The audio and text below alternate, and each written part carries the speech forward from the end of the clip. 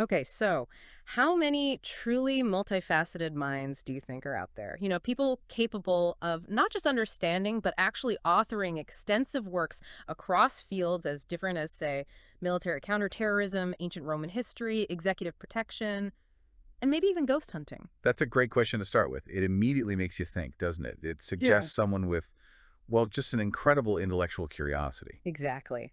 And today we're doing a deep dive into exactly that kind of mind, looking at the extraordinary breadth of Shawn Armstrong's literary contributions, all published by Super Gringo Books. Right. Our mission, if you will, is to navigate this really diverse portfolio he's built.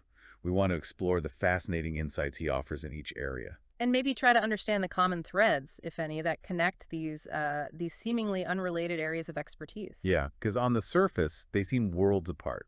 And for you, our curious listener, this deep dive offers, hopefully, a unique shortcut. You get to be well informed about the perspectives of a genuinely versatile author. We're hoping you'll find some surprising facts, maybe some aha moments. Yeah, and maybe a fresh perspective on how knowledge can bridge so many different worlds without feeling, totally overwhelmed by the sheer volume. It's definitely a fascinating challenge for us today, looking at Armstrong's work. The range is just, wow, it's incredible, almost like a modern polymath. That's a good term for it. What's truly fascinating here, I think, is the sheer intellectual curiosity and, frankly, the discipline required to produce such a wide-ranging body of work. Right. It almost compels you to look for some kind of underlying methodology, maybe a philosophy that ties it all together. Yeah, what's the connecting tissue? Exactly. Uh, Because it's not every day you find someone who can speak with, like, detailed authority on tactical firearms hmm. and then pivot to the history of Roman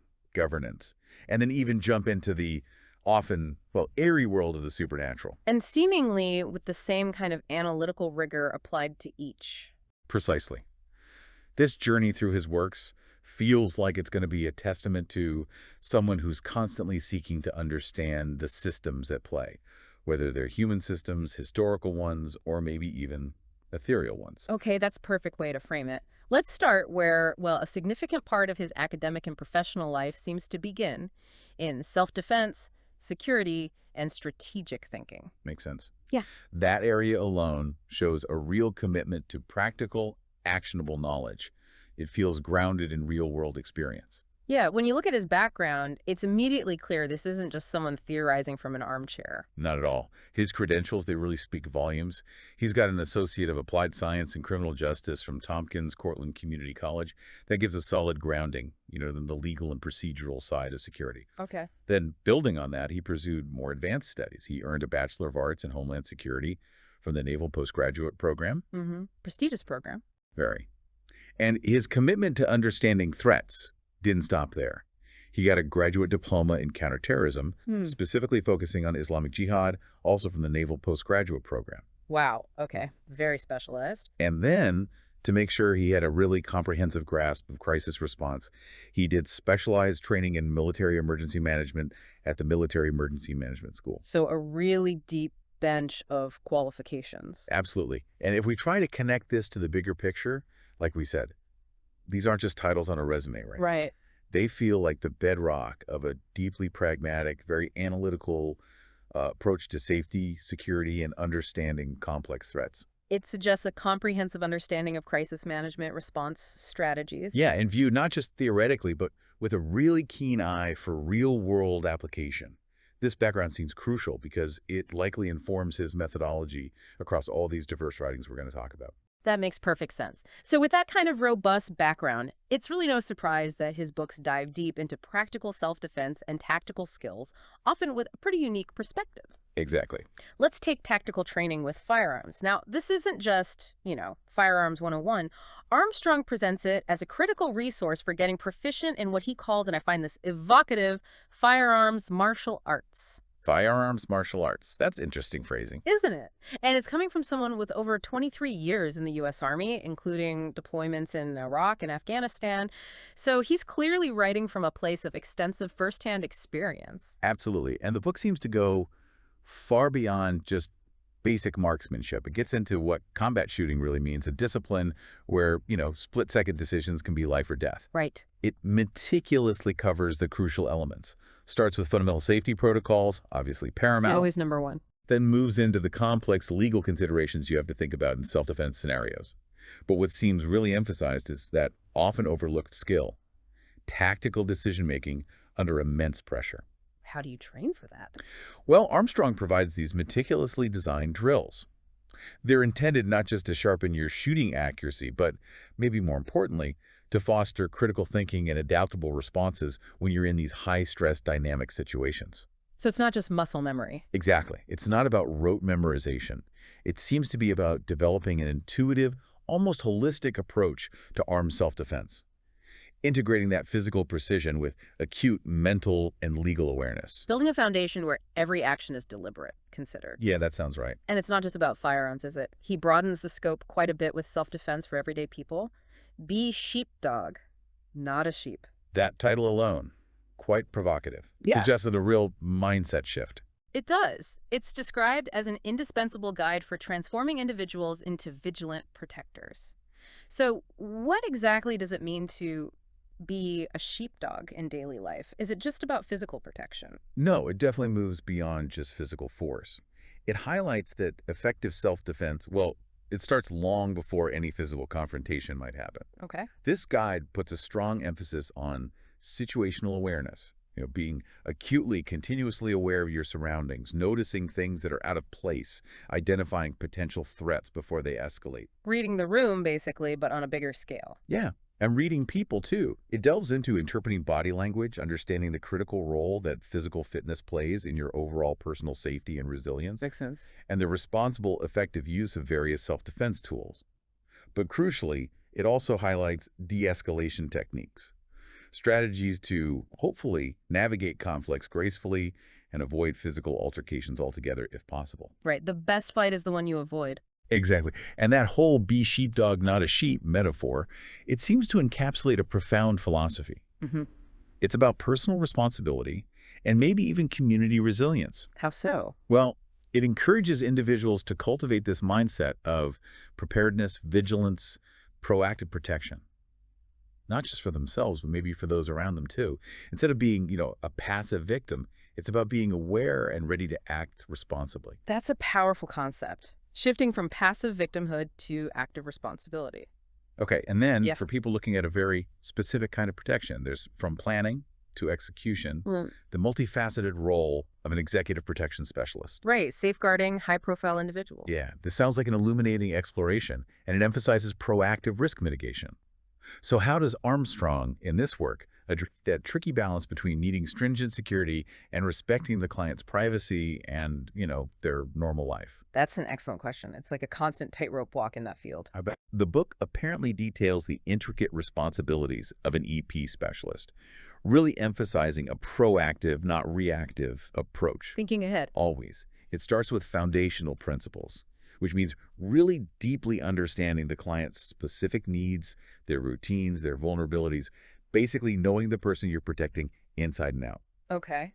Then it moves into the essential physical and psychological skills you need, things like defensive driving, emergency medical response, Oh, crucial. alongside a really thorough look at the ethical and legal considerations that govern this demanding profession. Are there specific examples given, like how they operate? Yeah, the illustrative content mentions practical scenarios, things like motorcade operations, advanced route planning, ensuring operational efficiency in every aspect of the protection detail, and always trying to balance those stringent security measures with the client's need for privacy and maintaining as normal a life as possible. How do they do that? Well, for instance, it might detail how to discreetly sweep a location before the client arrives, or how to blend into an environment to provide security without being overtly conspicuous. Subtle but present. Exactly.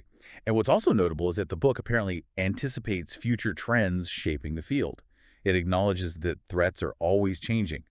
Think cybersecurity vulnerabilities now and protective strategies have to continuously evolve too. Very forward-looking. Okay, so from that very specific high-stakes world of executive protection, Armstrong then takes us into a realm that, well, at first glance seems purely technical, but he seems to imbue it with a deeper You're dimension. talking about the long-range shooting book. Exactly, long-range shooting, Zen, or science. That Zen aspect immediately jumps out. It suggests a kind of mental discipline, almost meditative, that applies even to these highly technical skills. It's a great title. It is. It's presented as a definitive guide for mastering long-range shooting, blending that precision with mental discipline.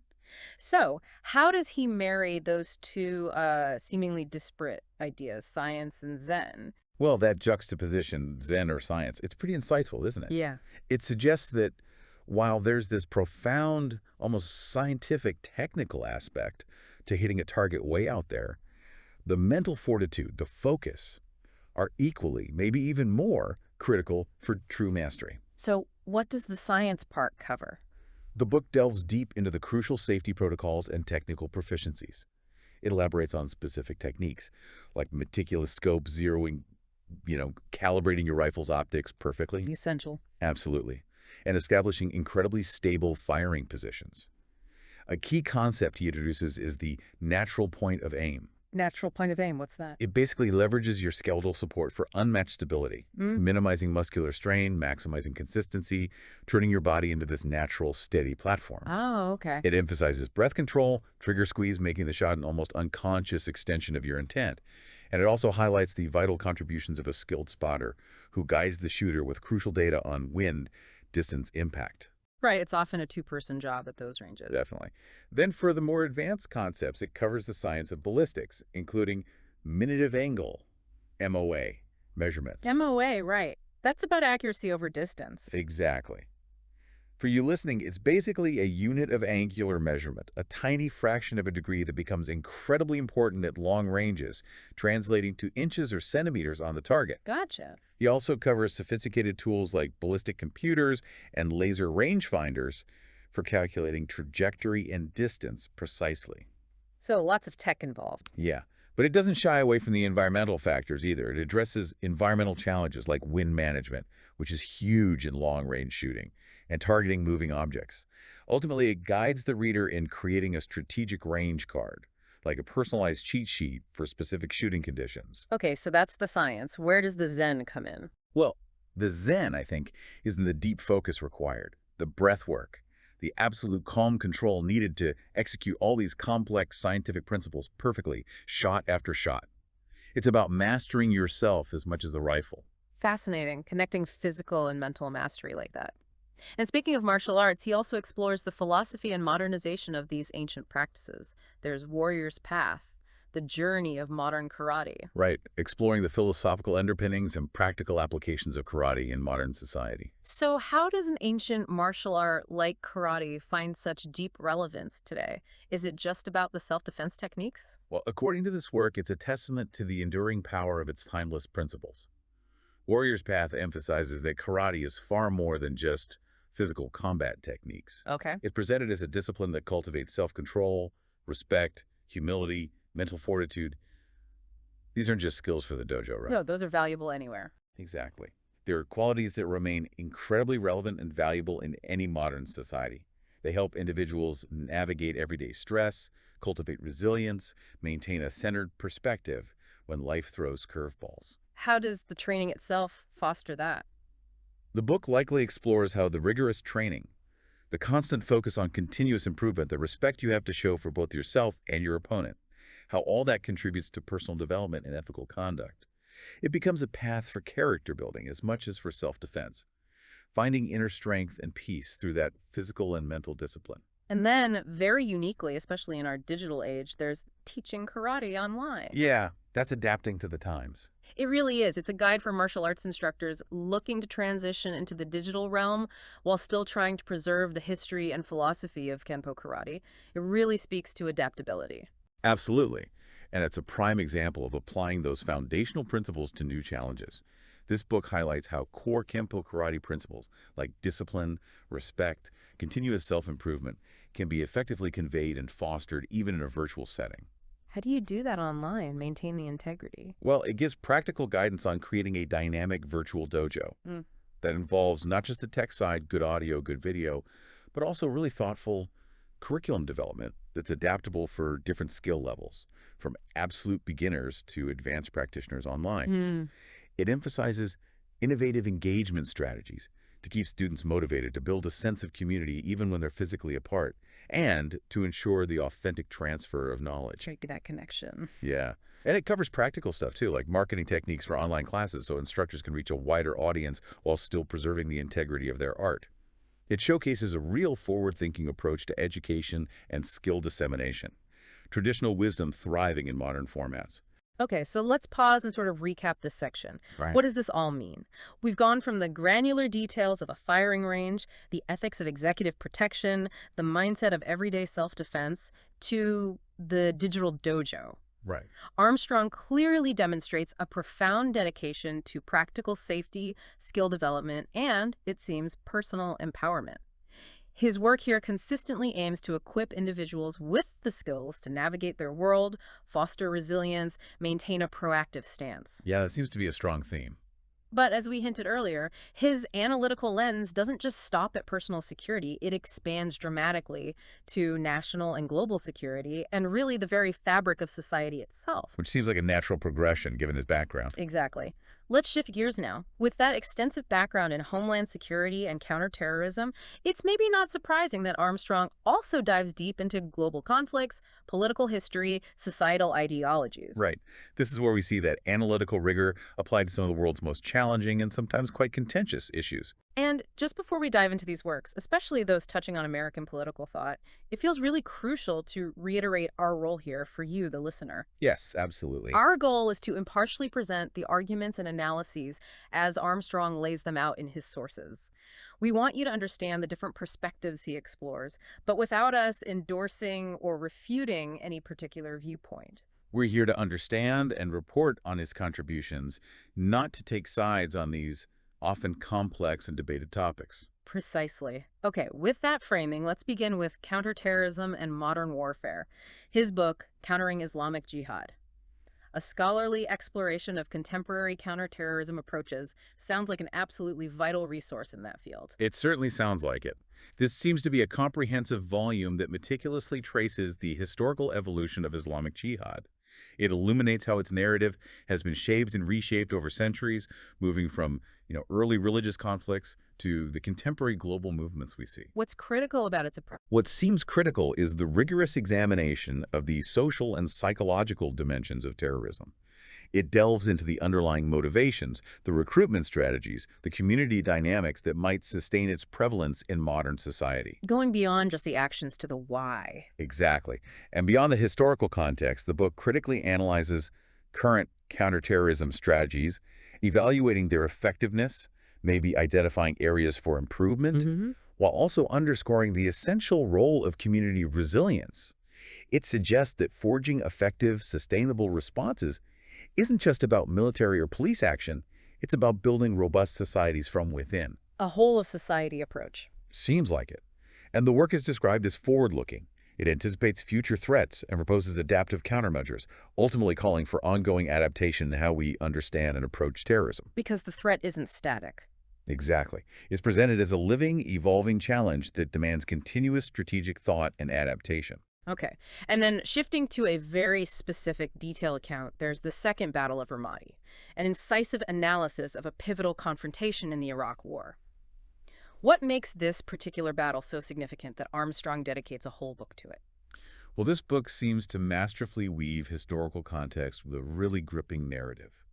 It highlights Ramadi's profound strategic significance amidst escalating conflict in Iraq at that time. Okay. It chronicles the intense events, starting from the collapse of Fallujah, which was another major battle, right through to the fierce engagement between U.S. forces against al-Qaeda in Iraq and the nascent Islamic State. And it mentions the Anbar Awakening. Yes, that's highlighted as a key turning point. For you listening, the Anbar Awakening was this pivotal moment where numerous Sunni Arab tribes in Iraq's Anbar province actually turned against al-Qaeda. They chose instead to cooperate with the Iraqi government and U.S. forces. A major strategic shift. Huge. It fundamentally shifted the dynamics of the insurgency.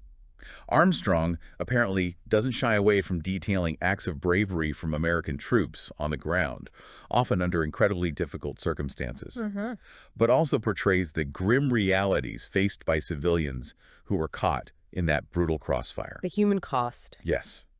Ultimately, it emphasizes the tactical innovations and harrowing consequences, leading to a profound reflection on the legacy of this fierce engagement, and importantly, drawing out crucial lessons for future conflicts.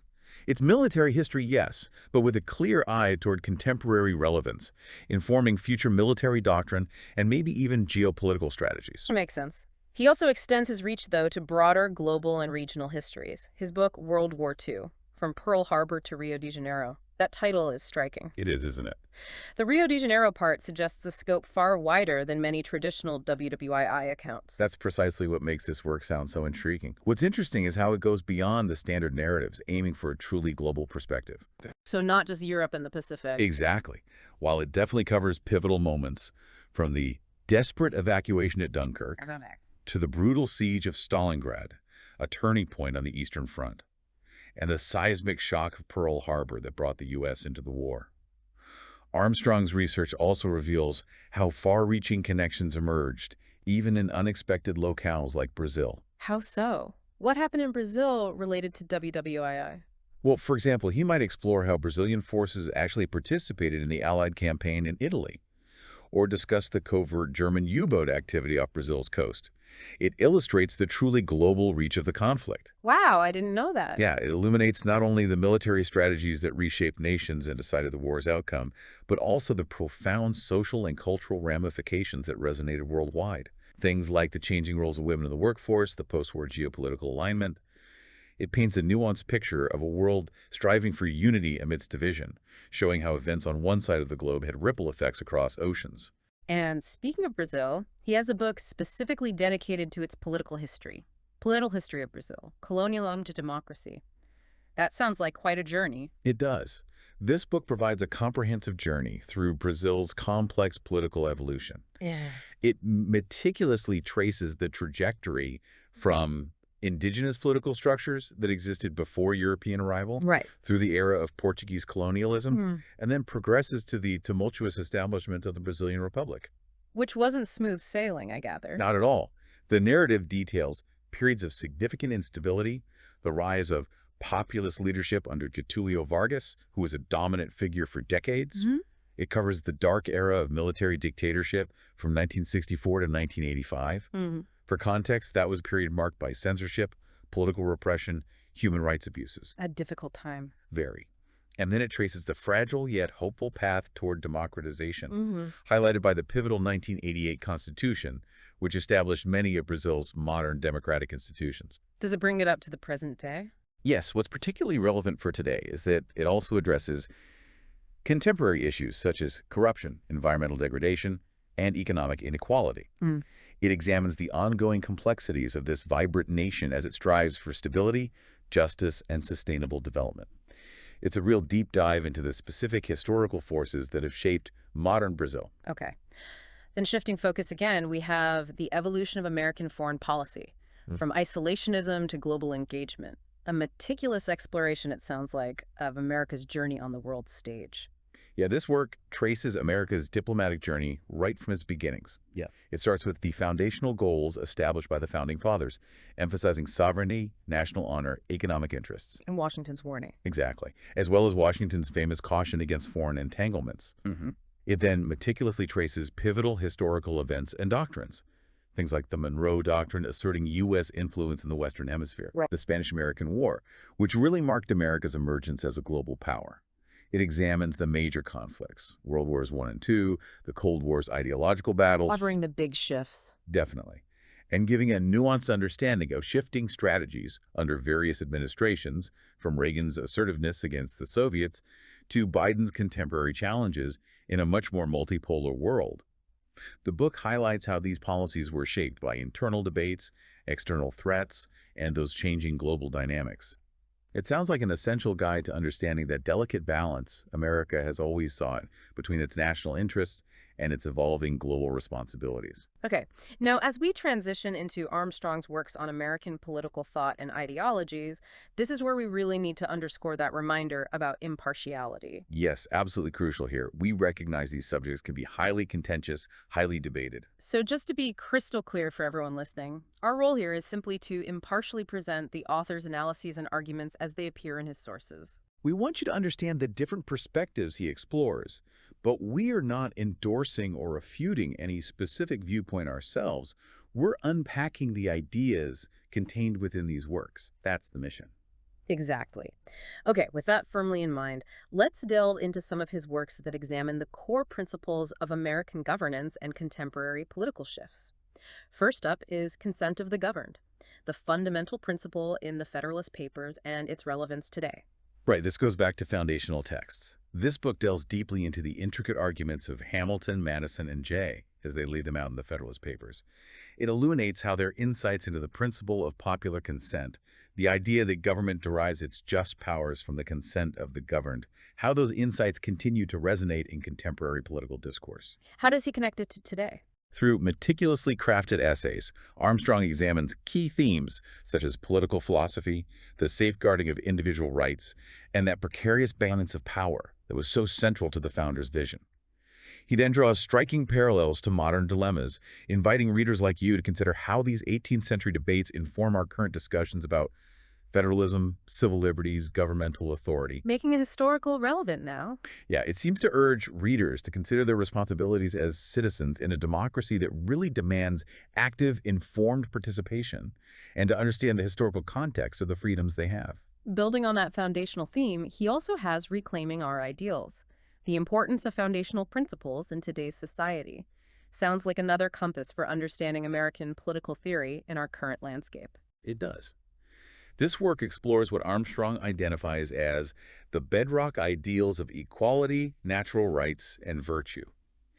He traces their origins from the Founding Fathers and their contentious debates, including those stark contrasts between, say, Hamilton's vision of a strong central government and Jefferson's emphasis on agrarian republicanism and individual liberties. The classic debate. Exactly. It navigates the intricate landscape of natural law and the inalienable rights central to American thought.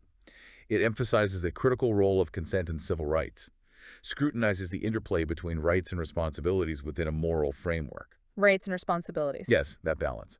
The book also addresses pressing domestic and foreign policy issues that jeopardize individual liberties, while championing a vision rooted in ethical governance and civic responsibility.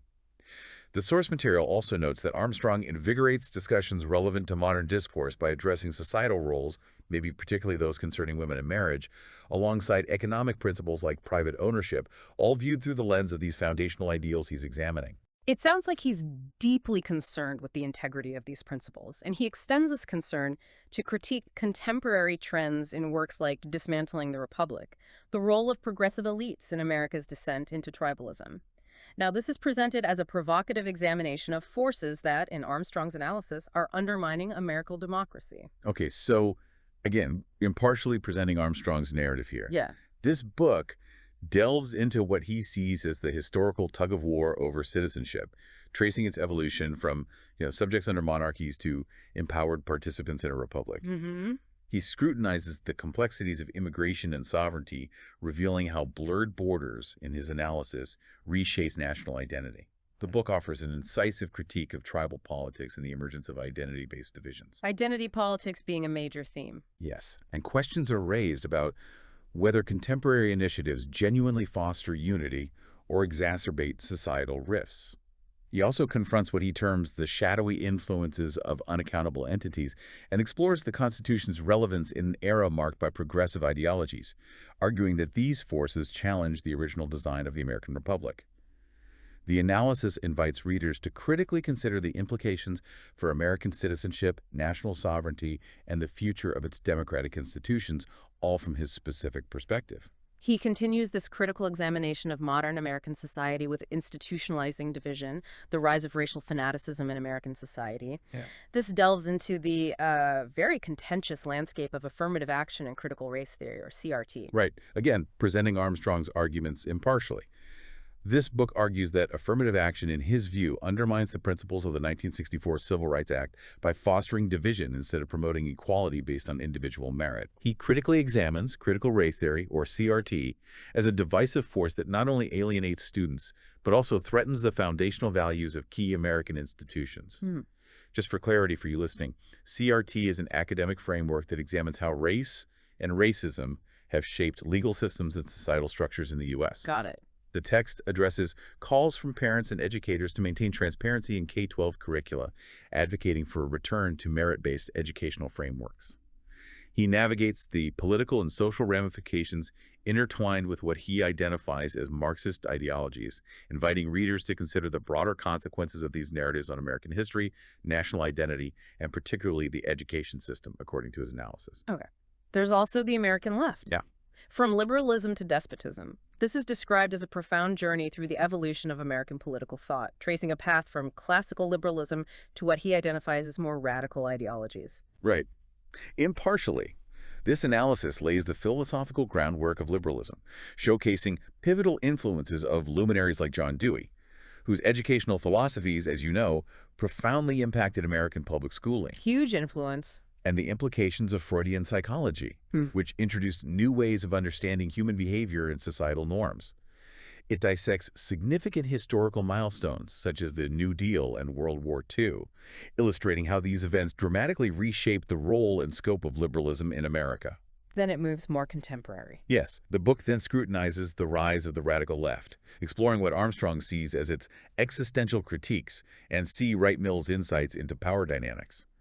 For listeners, C. Wright Mills was a prominent sociologist who critically analyzed the structure of power in American society, often arguing for a power elite. Armstrong connects these ideas to a deeper understanding of contemporary identity politics. It includes dedicated chapters on the civil rights movement's complexities, the feminist movement's societal impacts, and the transformative forces of the sexual revolution.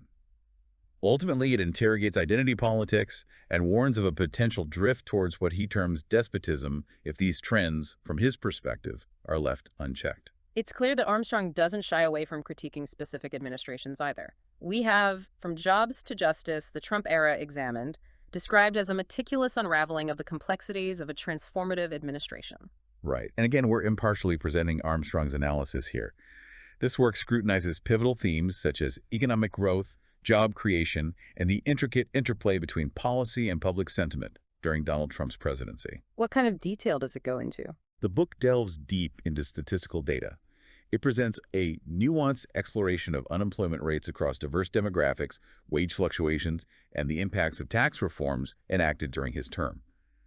The work highlights both what he identifies as achievements and challenges, mentioning things like unprecedented job satisfaction metrics and the ripple effects of deregulation on various industries. It sounds like it's rich with empirical data and insightful commentary, aiming to provide a multifaceted understanding of the implications of Trump's policies, inviting readers to consider a specific perspective on that era. Following that, there's Messiah, which is presented explicitly as a critique of the Obama administration. Yes, this work casts a critical lens upon what Armstrong sees as the multifaceted legacy of President Obama. Impartially presenting his view, it examines the economic landscape, detailing military pension cuts and what he describes as an illusion of success that masks deeper issues such as declining labor participation and welfare dependency. What about foreign policy? It scrutinizes Obama's foreign policy decisions, illuminating what Armstrong views as missteps in military engagements across Afghanistan, Libya, and Syria, as well as the implications of controversial actions like the release of Bo Bergdahl, the U.S. Army soldier exchanged for 5 Taliban leaders. Okay. The book also covers immigration reform, assessed with a keen eye on enforcement challenges and the ramifications of the DREAM Act. And it provides a thorough critique of Obamacare, addressing rising costs and political turbulence associated with the Affordable Care Act. It's presented as an assessment, inviting readers to reconsider an era marked by both hope and disillusionment through Armstrong's specific critical framework. And finally, in this section, 2 works that directly address broader economic and political systems. The Blood-Stained Banner, a look at the failures of socialism and communism in the intellectual journey.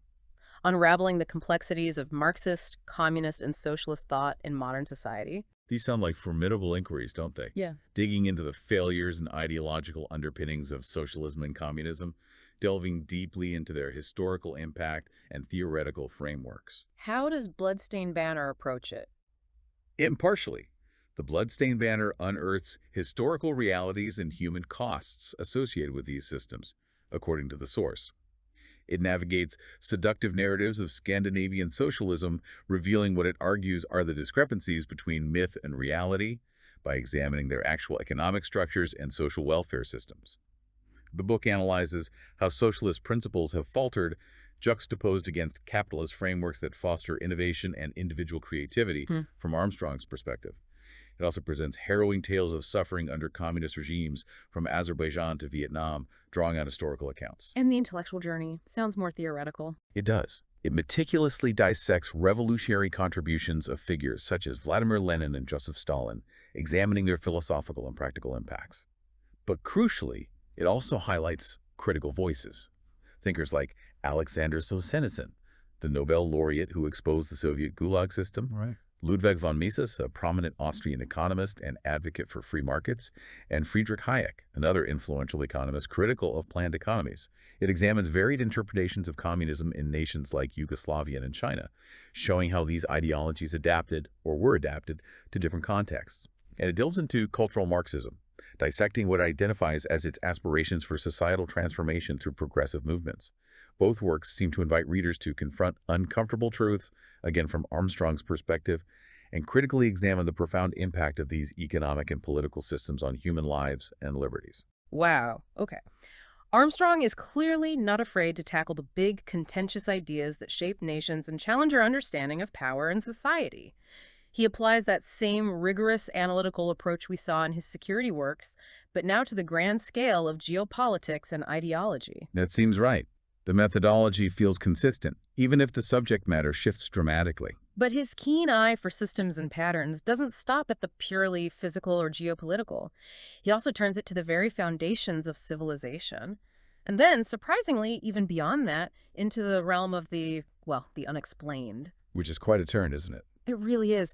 Just when you think you've grasped the astonishing scope of Shawn Armstrong's work, he takes us into entirely new territories. Ancient history, profound philosophy, and yes, even the supernatural. It's a testament to a truly boundless curiosity, I think. A mind always seeking to understand the world's diverse phenomena, however disparate they seem. Let's start with ancient history and governance, specifically the rise and fall of the Roman Republic. A comprehensive historical analysis. Right. This book sounds like a meticulously researched exploration of one of history's most formidable civilizations. It invites readers to explore the intricate dynamics of ancient Rome, specifically its unique constitutional framework that balanced power across diverse factions. The patricians and plebeians, the Senate, the consuls, the popular assemblies. The famous checks and balances, Roman style. Exactly. Yeah. It doesn't just list facts, it delves into how these structures created periods of stability, but also fueled internal conflict. The book covers the legendary tales from its mythical founders, Romulus and Remus, to the strategic maneuvers that expanded its territories, detailing crucial military campaigns and diplomatic efforts that built that vast Roman Empire. Each chapter illuminates key themes, including class struggles, like that long-standing conflict between the wealthy elite and common citizens for political rights. A constant tension. Political rivalries, like those between powerful generals, Marius and Sulla, or the later triumvirates, and transformative events that shaped both triumphs and tragedies within the Republic, ultimately leading to its transition into an empire under Augustus. Does he make it interactive at all? Interestingly, yes. For you listening, the book includes engaging quizzes designed to enhance comprehension, which speaks again to his educational commitment, ensuring readers can actively test their understanding of this complex history. That's a great touch, making history accessible and engaging. Okay, from the complexities of ancient Rome, he then takes us on spiritual and philosophical journeys. There's my essays on C.S. Lewis, From Doubt to Faith. Ah, Lewis, a fascinating figure. Absolutely. This is presented as a profound examination of Lewis's metamorphosis from skepticism to spiritual conviction. This collection sounds like it offers a profound examination of that remarkable intellectual and spiritual journey Lewis took. It invites readers to traverse his compelling landscape of belief, from his initial atheism to his eventual, deeply reasoned Christian faith. What kind of themes does it cover? Each essay delves into pivotal themes within Lewis's oeuvre, revealing the philosophical underpinnings that guided his quest for moral certainty. Things like his famous argument from reason, or his reflections on pain and suffering and the problem of pain. Right, his apologetics. Exactly. Armstrong illuminates the relevance of Lewis's insights in navigating contemporary dilemmas surrounding faith, suffering, and ethics, demonstrating how Lewis's logical yet imaginative arguments continue to provide solace and intellectual stimulation for people today. It's apparently written with scholarly precision, but remains accessible. So it could serve as both an academic resource for Lewis scholars and a source of inspiration for anyone grappling with their own beliefs and existential questions. And then expanding on that theme of belief, unveiling the divine, monotheism in the ancient world, this is described as a captivating exploration of how Judaism laid the groundwork for early Christian beliefs, especially in a world dominated by polytheism. This book takes readers on a journey back to the ancient world, where monotheism emerged against a backdrop of polytheistic traditions. It explores that radical, almost revolutionary idea of one God and cultures, steeped in belief in many gods. A huge shift in thinking. Massive. You discover how the audacious claim of Christianity that God became man-challenged and transformed the understanding of divinity among Greeks and Romans, who had their own rich pantheons and philosophical schools. It introduces pivotal figures like Jesus, whose life and teaching sparked debates that reshaped faith across the known world, and Constantine, whose reign marked that crucial turning point for Christianity, transforming it from a persecuted sect into a dominant force within the Roman Empire. How did existing philosophy play into it? The work explores the influence of Greek philosophy and Roman unity on key Christian concepts like salvation, incarnation, and divine authority. It shows how ancient thought provided a kind of framework, or perhaps a language, for these new theological understandings. It also apparently touches upon the courage of early Christians facing persecution and their struggle to define their faith against various movements deemed heretical. It sounds like a deep dive into the historical and philosophical roots of modern belief systems, highlighting that dramatic shift from pluralistic gods to a singular, all-powerful deity. And for those interested in prophecy and end times literature, there's Veils of Prophecy, Book of Revelation, an illuminating exploration of a text that's famously shrouded in mystery and prophetic vision. Revelation. Definitely one of the most symbolically rich and often misunderstood texts in the Bible. This work delves into it, examining the rich historical context that birthed this apocalyptic narrative. So, not just future telling. It seems not just. It reveals the intentions of John the Apostle, seeing him not just as a prophet, but maybe as a pastor, addressing specific communities facing real persecution in the Roman Empire at that time. It addresses the struggles faced by early Christians, who would have interpreted its symbols and messages through the lens of their immediate political and social realities. What about the themes and symbols themselves? Armstrong offers an intricate analysis of key themes: divine sovereignty, moral decay, the battle between good and evil. He breaks down the complex imagery, the beasts, the seals, the bowls, all that vivid stuff. What makes it particularly compelling, according to the description, is how it discusses how contemporary events reflect the prophecies outlined in Revelation, deciphering symbols that resonate with our current reality. It invites readers to consider its ongoing relevance to modern moral and spiritual challenges. Sounds like a balanced approach: theological discourse, historical understanding, and personal reflection on those enduring themes of good versus evil and ultimate justice. Okay, now let's unpack this for a second. Just when you thought you had a handle on the sheer breadth of Armstrong's work, we've gone through military tactics, geopolitics, ancient history, theology. Right, already incredible range. He takes an entirely unique turn. He has books titled Haunted Realities, A Journey Through Ghost Hunting and Demonology, and Whispers from Beyond, an in-depth exploration of ghost hunting and the art of demonology. Wow. Yeah, from counterterrorism to Roman history, and now to the supernatural. This is a truly unexpected, but I have to say, utterly fascinating addition to his body of work. It truly is a remarkable expansion of his interests. It demonstrates an almost insatiable curiosity about all forms of unexplained phenomena, doesn't it? It really does. This compelling exploration apparently melds the author's personal experiences with a scholarly examination of ghost hunting. It traces the rich history of ghost hunting and demonology across cultures, showing that humanity's fascination with unseen entities and the afterlife isn't new. It's deeply embedded in societies throughout history, from ancient rituals to modern investigations. So it covers the history and theory. Yes, the books delve into theoretical foundations, discussing various hypotheses for hauntings, what might be going on, and they prepare aspiring hunters with essential techniques and, importantly, ethical considerations for responsible investigations. Ethical considerations. Yeah, emphasizing respect for both the living inhabitants of a place and any potential entities encountered. Each chapter is enriched with case studies that illuminate notable encounters, bridging past and present phenomena, offering real-world examples so readers can understand the practical application of the theories. Does technology come into it? ghost hunting gadgets. It does. It acknowledges how technology evolves our understanding, or at least our investigation methods. It explores how tools like EMF meters, spirit boxes, thermal cameras are used, suggesting a systematic and investigative approach even when dealing with the unexplained. Okay, but this raises an important question, doesn't it? I think I know where you're going. How does a background in criminal justice and homeland security inform an exploration of demonology? Right. It's a fascinating connection to ponder.